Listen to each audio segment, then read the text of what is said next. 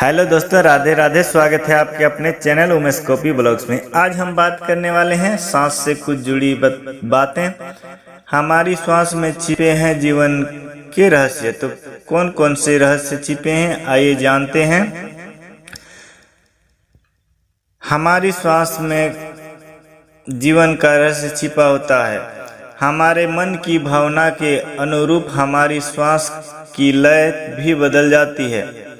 हर एक लय शारीरिक स्तर पर शरीर के कुछ अंगों पर अपना प्रभाव डालती है। आपको बस उसे महसूस करने के लिए थोड़ा ध्यान देना होता है। उदाहरण के लिए, जब हम खुशी होते हैं तो हम कुछ फैलाव महसूस करते हैं, और जब दुखी होते हैं तो हमारे अंदर कुछ सिकुड़ता आती है। हालांकि हम खुशी को, दुख को और संवेदनाओं को महसूस तो करते हैं, परंतु उनके परस्पर संबंध को नहीं पहचान पाते। वह जो फैलता है उसे समझना ही वास्तव में ज्ञान है। यह ज्ञान, यह खोज ही चेतना का अध्ययन है, जीवन का अध्ययन है, प्राण का अध्ययन है और आयुर्वेद का अध्ययन है। क्या आपने कभी यह गिना है कि 1 मिनट में आप कितने बार सांस लेते हैं?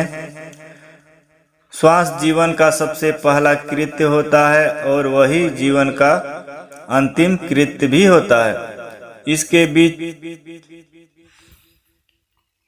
में सारा जीवन हम श्वास ले रहे हैं और छोड़ रहे हैं,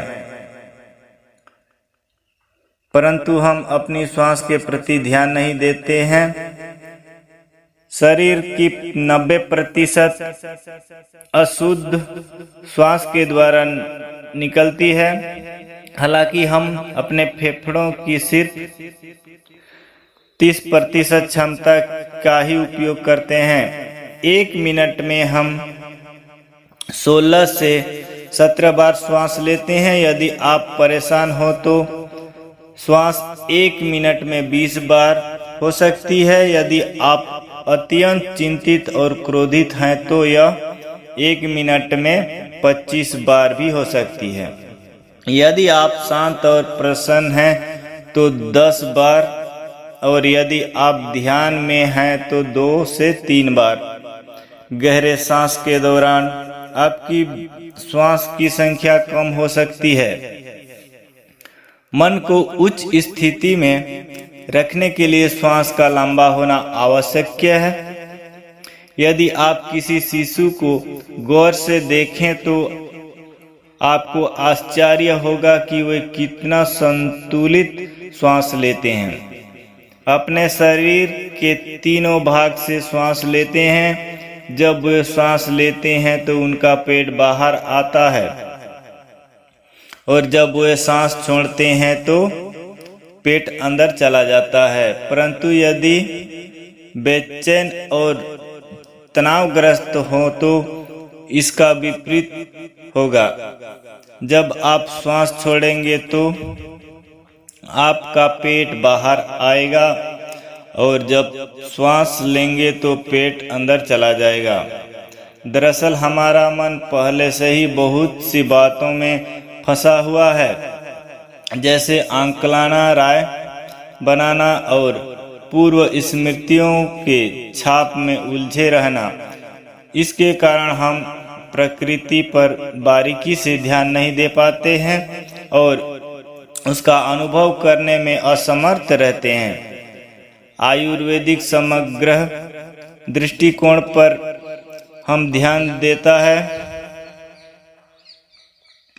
शरीर में कई बिंदु हैं जिनसे विभिन्न संवेदनाओं की अनुभूति होती है। यह सब उसको प्रतिबंधित करता है जो इन सब के परे है।